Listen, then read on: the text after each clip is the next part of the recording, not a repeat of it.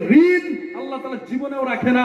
আর আল্লাহ রাসূল হাদিসের মধ্যে বলেন, মান আফশা যিনা ফিল কওমি, যে জাতির মধ্যে জিনা পরিপূর্ণভাবে ছড়ে পড়ে, যে জাতির ভিতরে ব্যভিচার ছড়ে পড়ে, ফাহুয়া ফি হালাকিহিম, তারা ধ্বংসের একদম অধঃপতনে থাকে, তারা ধ্বংসের সীমান্ত বসবাস করে। যারা যাদের সকাল হয় গুটকা দিয়ে, যাদের বিকেল হয় গুটকা দিয়ে, যাদের রাত্রি হয় ফেসবুকে ন্যাংটা ছবি দেখে, গুগলের মধ্যে পর্নো সিনেমা দেখে, যাদের সবকিছু চলে আজকালকার, মানে মনে করিয়েন না যে আমরাও জুয়ান মানুষ, এমন কিছু আছে যেগুলো জানি না। নিজের জুয়ান কাল, আরে যুবক, আল্লামা ইকবাল বলেন যে তুই কারো জন্য তো না, মানে খুদকে নিয়ে তো বান, কারো কোনো কিছু দরকার নাই, নিজের জুয়ান কালটার তো হেফাজত করো। ক্যান্সার হসপিটালে হাজার হাজার করে আছে, গুটকা খায় মুখের ক্যান্সার। হাজারো যুবকের বিবাহ করছে, বউ আরেকজনের সাথে ভাইগা গেছে। কেন? জুয়ান কালে গুনার মধ্যে লিপ্ত ছিল, আল্লাহ তাআলা যৌবন কেড়ে নিয়েছেন। স্ত্রী তোমার বাড়ি গাড়ির পাগল না, তোমাকে ছেড়ে আরেকজনের সাথে চলে গেছে। এই যে জেনা যদি ব্যভিচার পরিপূর্ণ হয়ে যায় দুনিয়ার মধ্যে, বিবাদের মধ্যে, সব জায়গার মধ্যে, তারা কেমনে উন্নত করবে? একটা একটা স্কুল মাঠ, সব জায়গার মধ্যেই নারী পুরুষের যে খেলাধুলা খোলামেলা চলছে, এমন যুগের মধ্যে, এই ফিতনার যুগে যদি নিজের ঈমানকে হেফাজত না করেন, আর মনে করেন যে সময় বানিয়ে আসবে, যুগ পরিবর্তন হবে, জাত মনে হয় সরকার পাল্টিলে বা কি হবে, কিচ্ছুই হবে না যদি নিজে পরিবর্তন না হও। সামনে যত আগাবেন তত ফিতনার আবির্ভাব হবে।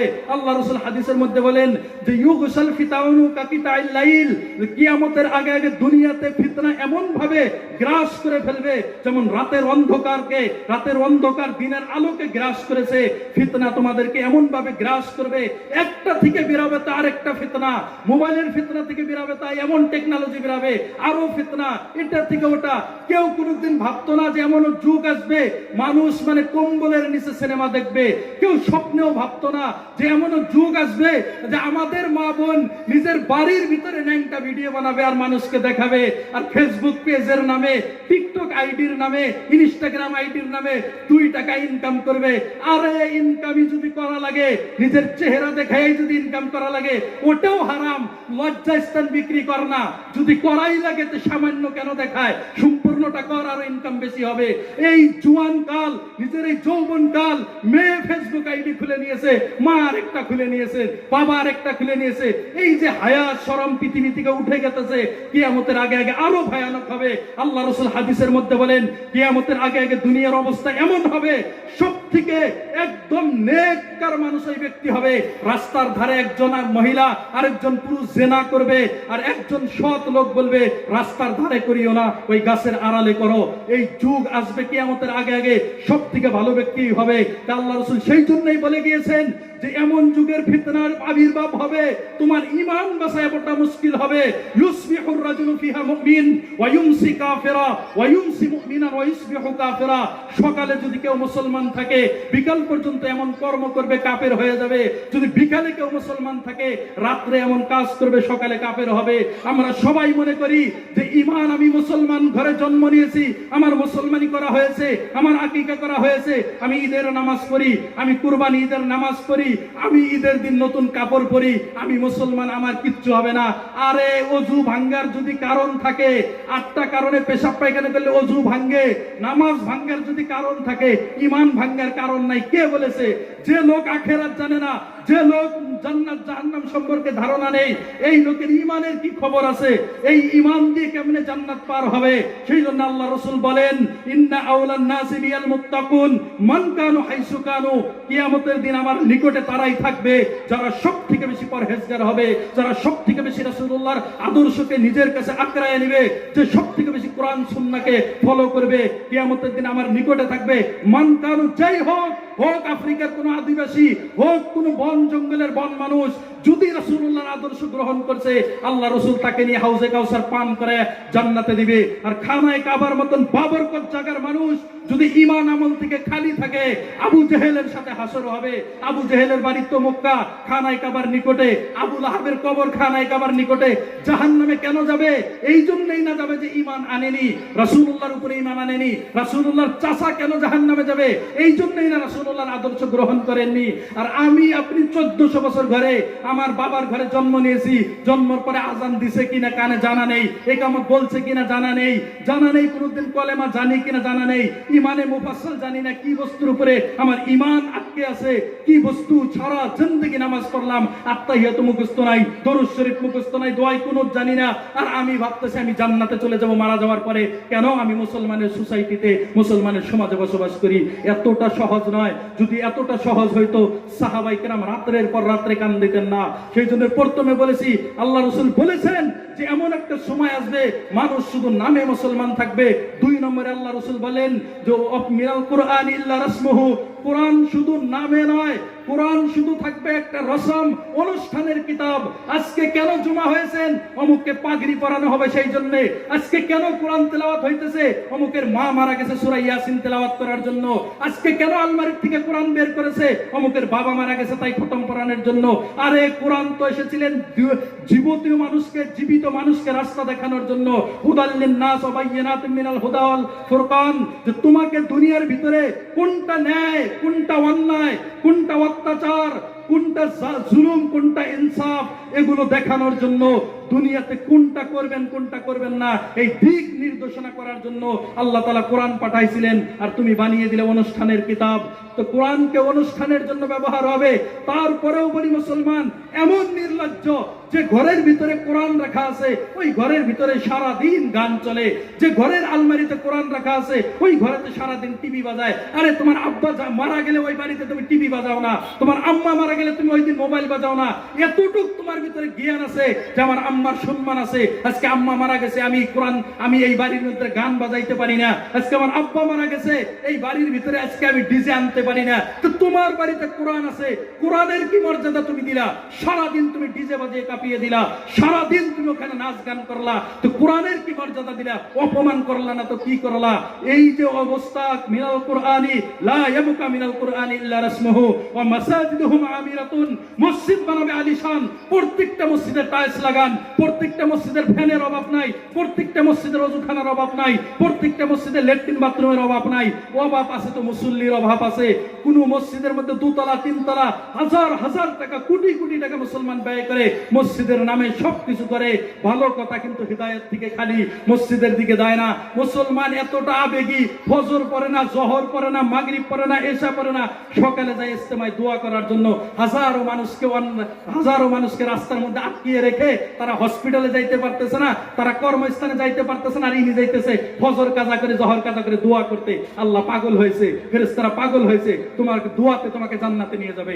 এই যে আবেগিক মুসলমান, সব জায়গায় শুধু আবেগ, বাকি কোনো কিচ্ছু না। বাবা মারা যাবে, 3 দিন নামাজ পড়তে যাবে, তারপরে নাই। হিদায়াত তাদের ভিতরে কিভাবে ঢুকবে? যদি পরিবর্তন না হন, যদি ইমানি শক্তি না বুঝেন, যদি না বুঝেন যে আমি ইমানের রাস্তায় কিভাবে আগাবো। মায়ের খাইতেছে মুসলমান, অপমান হইতেছে মুসলমান, নির্লজ্জ মুসলমান, বেহায়াপনা মুসলমান। এই মুসলমান যে তো অধপতনে আছে, এর থেকে বেশি অধপতন অবস্থান করতেছেন।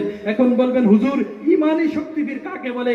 ইমানি শক্তি এমন পাওয়ার যে শক্তির দ্বারায় আল্লাহ মানুষকে উচ্চ করে রাখে, যে শক্তির দ্বারায় তোমার শত্রুকে তোমার নিচে নত করে দেয়, যে শক্তির দ্বারায় তোমার শত্রু তোমার সামনে চোখ তুলে তাকাইতে পারে না। এটা হলো ইমানি শক্তি। ছোট্ট একটা কেচ্ছা, একজন লোক বনে গেছে, বনে জঙ্গলে যা দেখে যে একটা বাঘের বাচ্চা। বন থেকে বাঘের বাচ্চাটা এনেছে বাড়িতে আনার পরে যখন সন্ধ্যা হওয়ার পরে বাঘের বাচ্চাকে খাওয়াবে কি, টেনশনে পড়ে গেছে। তখন মনে হয়েছে কিরে আমার তো ছাগলের বাচ্চা আছে, এদের সাথে দুধ খাওয়াইয়া দেই। তো বাঘ হলো খিদালা বাঘের বাচ্চা নিয়ে যে ছাগলের বাচ্চার সাথে লাগাই দিয়েছে, ছাগলের বাচ্চার সাথে দুধ খায় একসাথে বড় হয়েছে। বড় হওয়ার পরে বাঘের কি সিংহ যায় বলেন? বাঘের সিংহ যায় না, ছাগলের বাচ্চার সিংহ যাইছে। আর নতুন যখন সিংহ যায় তখন গুটা দেওয়ারও সেই আওয়াজ থাকে। কিছু লোক থাকে না সমাজের মধ্যে, নতুন ধনী হয়, দেখবেন যে হালাগুড়ের মধ্যে কাপড় কিনে না, ও কুচবিহার যাবে, নতুন ধনী হয়েছে, মানে কোনো কিছু আর পছন্দ হবে না, পাও মাটির থাকে না। তো এই এমন অবস্থা। যারা জন্মগত ভাবে ধনী, জন্মগত বড় লোকের ভাবে, তাদের ভিতরে অহংকার আছে না। অহংকারে গরিব শ্রেণীর মানুষ সারা জীবন অটো চালায় খাইছে, হঠাৎ করে ঠিকাদার হয়ে মানে একবারে লাভ মারছে। এই ঠিকাদাররাও ভালো, কিন্তু মানে চাকরি পেলে আরো খারাপ হবে। মানে এমন ভাব হয়ে থাকে, মানে কি বানিয়ে। আর আঙ্গুর দেশের মানুষ মনে করে চাকরি পাইলাম মানে শিক্ষা পূর্ণতা পাইল, চাকরির সাথে শিক্ষার কি সম্পর্ক?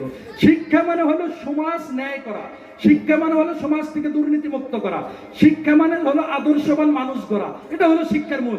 আর আমাদের দেশে মানুষ মনে করে পুরা হাই কোয়ালিটি শিক্ষিত, একদম ফার্স্ট ক্লাস মেরে মেরে পাস করতেছে, বড় ডাক্তার হবার পাবে, বৈজ্ঞানিক হবার পাবে।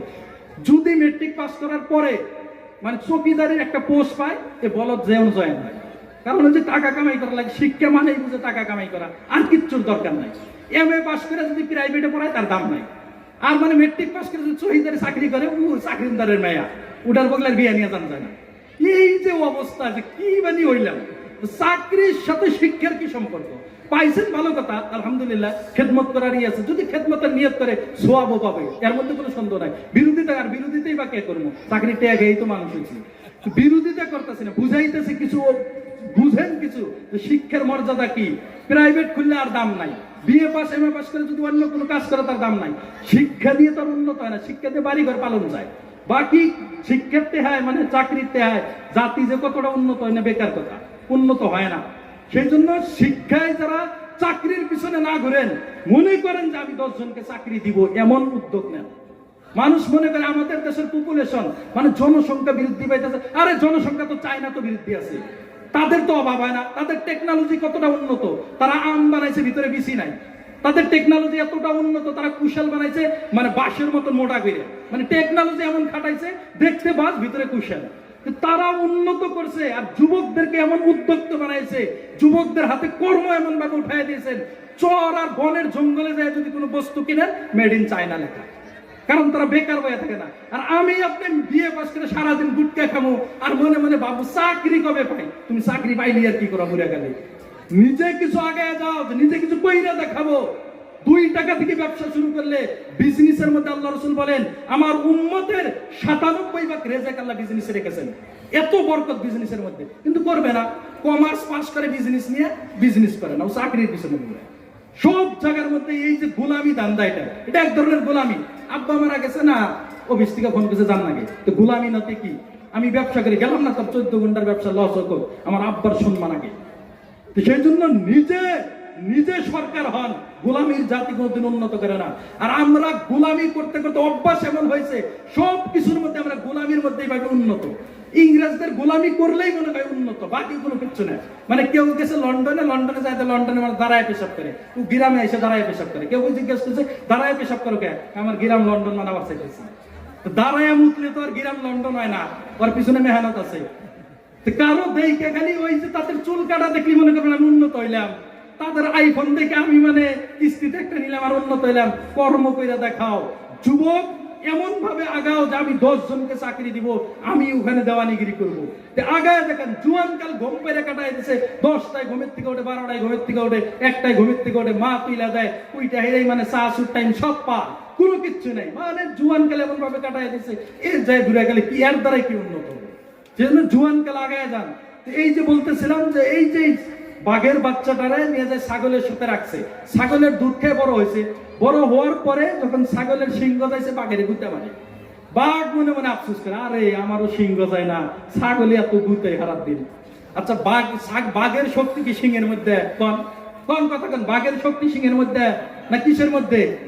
হাতের মধ্যে আর দাঁতের মধ্যে, আর তার গর্জনের মধ্যে। চিড়িয়াখানা যারা দেখছেন বাঘের গর্জন জানেন, একবার গর্জন দিলে পুরো চিড়িয়াখানা কাঁপে।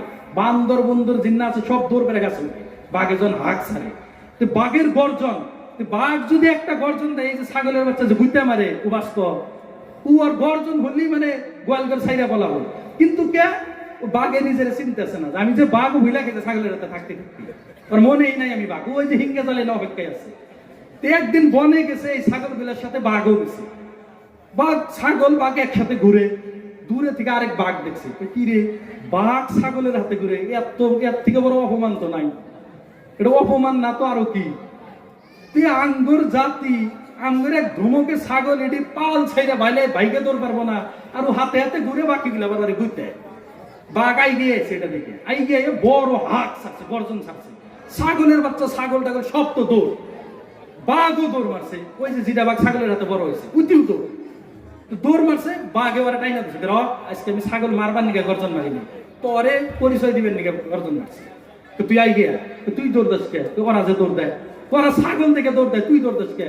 আমি তুই একই, আমার আর ঘুরতে আমার হিঙ্গে নাই দিকে।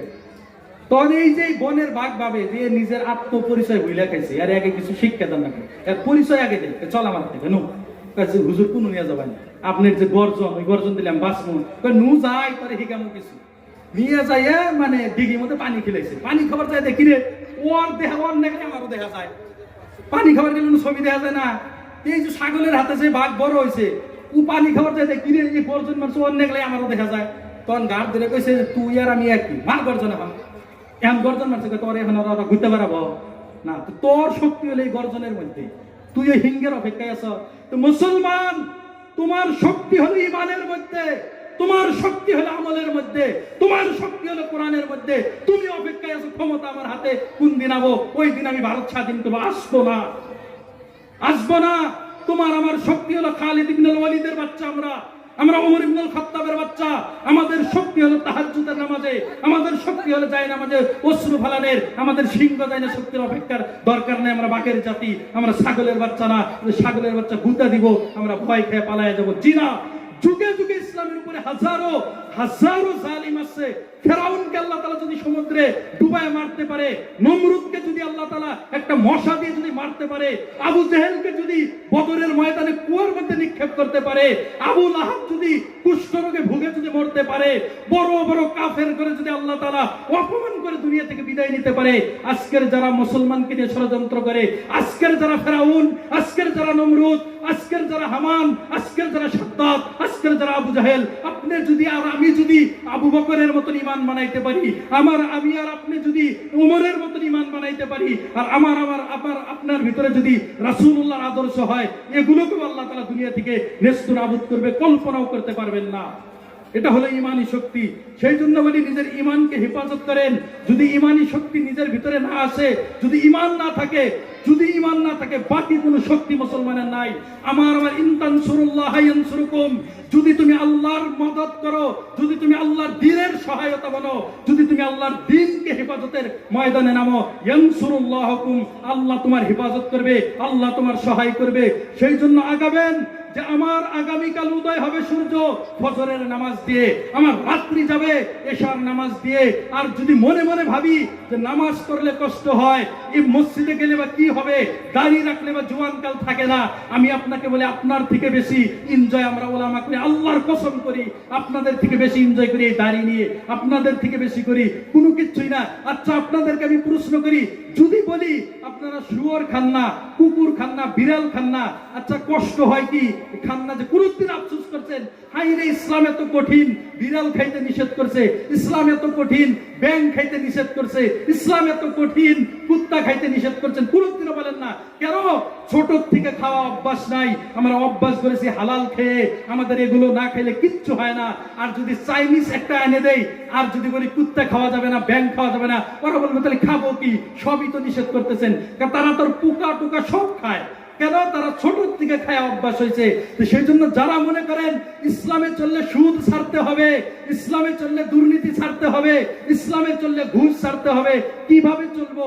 ওইভাবেই চলবেন যেভাবে বাকি মুসলমান চলে, যেভাবে উলামায়ে কেরাম চলে। কোনো কিছু কঠিন নয়, দূর থেকে মনে হবে কঠিন, আসলে এর ভিতরে আল্লাহ তাআলা প্রকৃত শান্তি রাখছেন।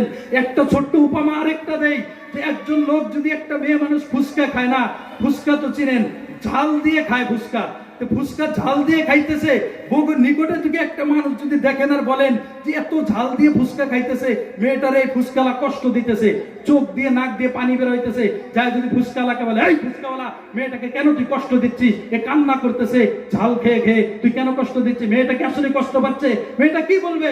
আমি এই ঝাল খাইতেছি এর মধ্যে আমার তৃপ্তি লাগতেছে।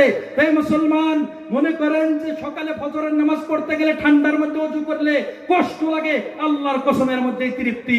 যদি মনে করেন যে সুদ না খাইলে কষ্ট হবে, আল্লাহর কসমের মধ্যে তৃপ্তি আছে। আপনি আয়েশা দেখেন, 40 দিন কইরা দেখেন ইবাদত, 41 দিনের দিন যদি আপনার লাগে যে আপনার এই 40 দিন বেকার গেছে, 41 দিনের দিনে 40 দিনের হাজিরা নিয়ে নিন। এই জন্য বলি, নিজের এই জীবনকে, এই অবহেলিত জীবনকে, নিজের এই লক্ষ্য ছাড়া জীবনকে, ভিশন ছাড়া জীবনকে, কোথায় চলতেছে, কি করতেছি, কেন আসছি, কিচ্ছু জানা নাই। আচ্ছা, যদি দিল্লি যান, এখান থেকে কোনো উদ্দেশ্য নাই, বেড়াবার উদ্দেশ্য না, সিধা সামনে একটা ট্রেন আছে, ওইটা গেছি, এটা কি জীবনের লক্ষ্য? একটা যুবককে জিজ্ঞেস করলে জীবনের লক্ষ্য কি? কিচ্ছু না। মোবাইল একটা কিনছে, কয়দিন টিপতেছে, ফেসবুক চালাইতেছে, করতেছে, গুটকা খাইতেছে, আইতেছে, ফির কয়দিন পরে বিয়ে করবো, গুয়াহাটি যাবো, এটা করবো, এটা করবো, নাই, কিচ্ছু জানে না। জীবনের লক্ষ্য চিনেন। জীবন এই দুনিয়ার জীবন না। যদি দুনিয়ার জীবন দিয়ে উন্নত হওয়া যাইতো, মাইকেল জ্যাকসনের মতন জনপ্রিয়তা পৃথিবীতে কারো ছিল না। মাইকেল জ্যাকসন এতটা জনপ্রিয়তা ছিল যে আমেরিকান একটা মানুষ তার জন্য নিজের চামড়া ছুলে ফেলতো। তার একটা প্রোগ্রামের টিকিট বিক্রি হয়তো কোটি কোটি ডলারে। এতটা জনপ্রিয়তা ছিল। 46 বছর বয়সে আর এতটা সেফটি হিসাবে চলছে। সাথে ডাক্তারের টিম রাখছে 10 জন। যদি কোনো খাবার খায় 10 বার ল্যাবরেটরিতে চেক করে খায় যে কোনো এর ভিতরে তো কোনো ধরনের তো এর মধ্যে কোনো ওষুধি কোনো কিছু নাই, কোনো এর মধ্যে তো কোনো পচা বস্তু কোনো কিছু দেয়নি, এর মধ্যে তো কোনো ক্ষতিকর কোনো বস্তু নাই। ল্যাবরেটরিতে চেক করে আর খায়, কারোর সাথে হ্যান্ডশেক করে না। আমরা তো করোনার পরে মাস্ক ব্যবহার করা শুরু করছি।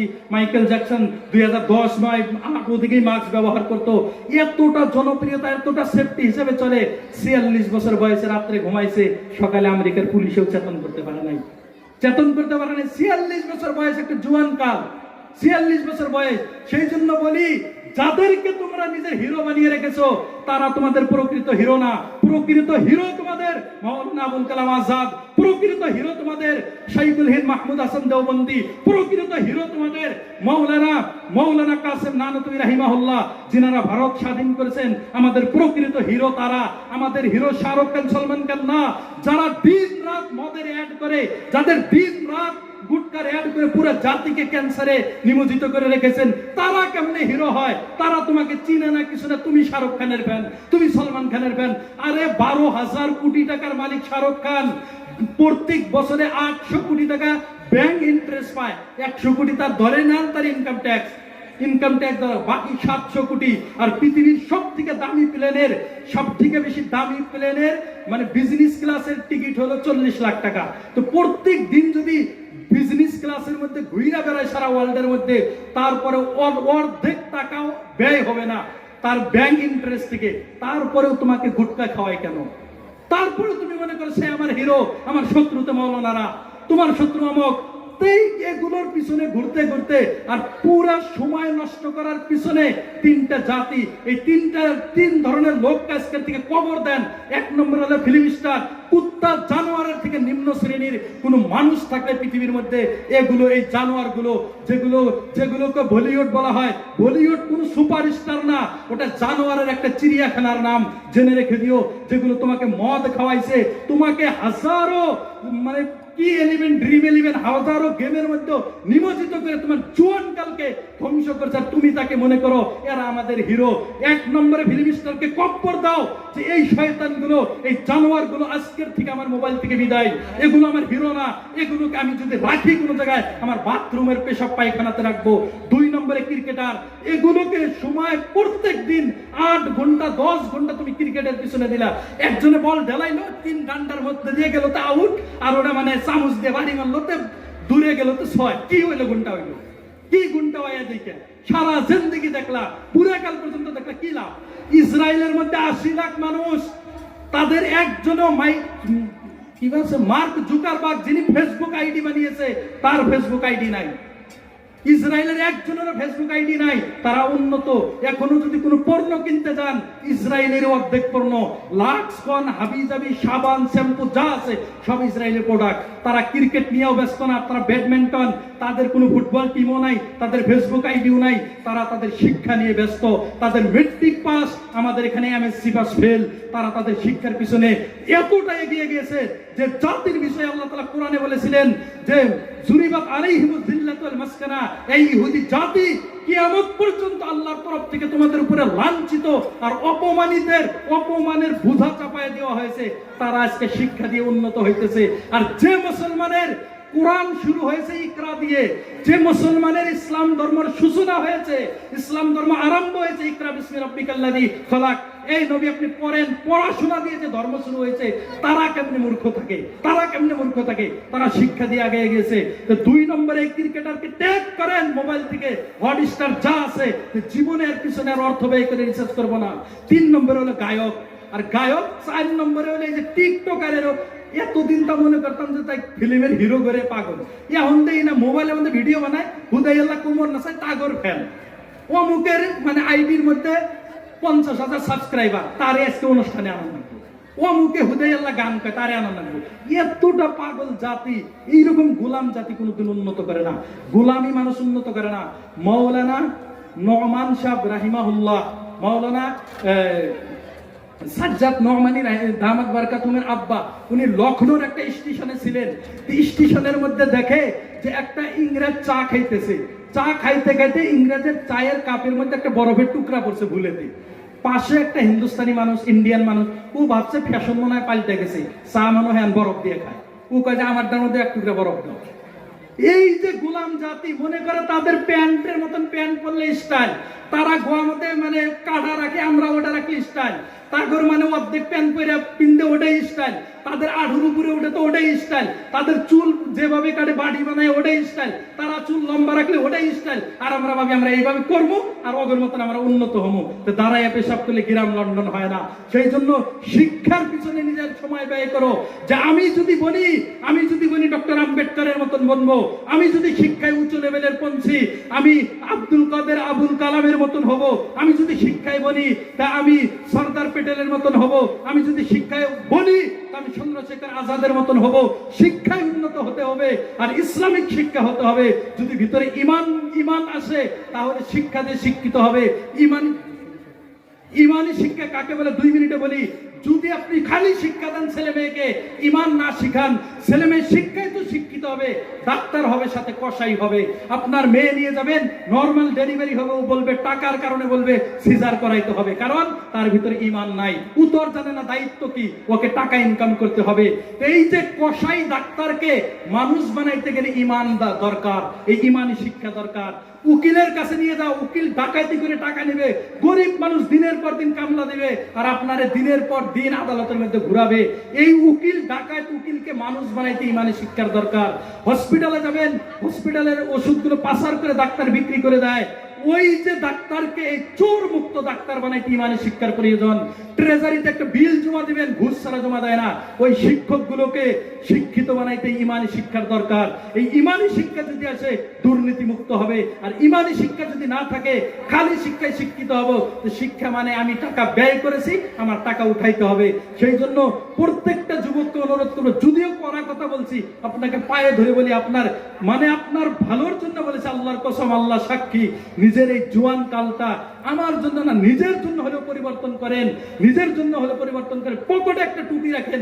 আমরা ইউপিতে দেখছি, ইউপির মধ্যে মাগরিবের নামাজে যে মুক্তাদি হয়, হুজুর আমাদের ওখানে ঈদের নামাজও হয় না। আপনার বেটারা যারা পয়রা আছে, হয়তো আপনিও গেছেন, সাক্ষী আছেন যারা ওলামায়ে কেরাম ইউপিতে পয়রা আছে। কেন তাদের পরিবেশ এমন করছে?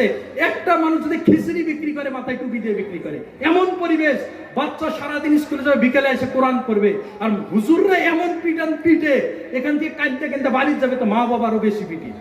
এইভাবে তারা শিক্ষায় প্রত্যেকটা গ্রামের মধ্যে 100% নামাজি, আযাবও নাই। আঙ্গুর গ্রামের মধ্যে বছরে 5 বার ভূমিকম্প হয়, 6 বার তুফানে উড়ে আয় না। কেন? আঙ্গুর গুনার কারণে। জাহারাল ফাসাদু বিল বাররি ওয়াল বাহরি বিমা কাসাবাত আইদিন নাস লিইউযিকাহুম বা'দাল্লাযী আমিলু। যে তোমার পৃথিবীর মধ্যে যত ধরনের বিবাদ আছে তোমার কর্মের দ্বারাই হয়, আমার কর্ম ভালো করে না। সেজন্য যুবককে বলি, যাও কিছুই করো, তুমি নামাজ পড়ো, 1 নম্বরে নামাজ পড়ো, কিচ্ছু না, টুপিও নাই, অমনে পড়ো, বাস খালি পেশাব করে পানি নাও, শুধু পেশাব করে পানি নাও। আর যদি এতটুকু না করতে পারো, নিজের মধ্যে আর জানোয়ারের মধ্যে পার্থক্যই বা কি থাকে? পেশাব করেও পানি নাও না, নামাজও পড়ো না, সব কিছু এমন জীবন যাপন। আর রাত্রে এই যে গেম আসছে, সারা রাত গলির কুত্তা ঘুমায় যায়, এগুলো ঘুমায় না, মার দূর সুই মার, ওই যাইলো, ওইটা গেল। এই যে গেম বাইরেছে, আল্লাহ জানে এর মধ্যে কি ইন্টারেস্ট। আমার লাইফ কেটে গেল, মোবাইল আমি ছোট্ট থেকে চালাই, আজ পর্যন্ত গেম মনে যে কসম খেয়ে ওটা ইনস্টল করেই নেই কোনোদিন। কি ঘন্টা হয় খেলায়, কি হয়? নিজের জোয়ান কালে এইভাবে বরবাদ করতেছে, নিজের বুঝে না, নিজের মা বাবার নাম উৎসাহ করবে, কিচ্ছু বুঝে না, সমাজের মধ্যে উৎসাহ করে বেড়াবে, কিচ্ছু বুঝে না। তখন টাকা থাকে না, ড্রাগসের ব্যবসা করে ধরা পড়ে জেলখানায় যায়।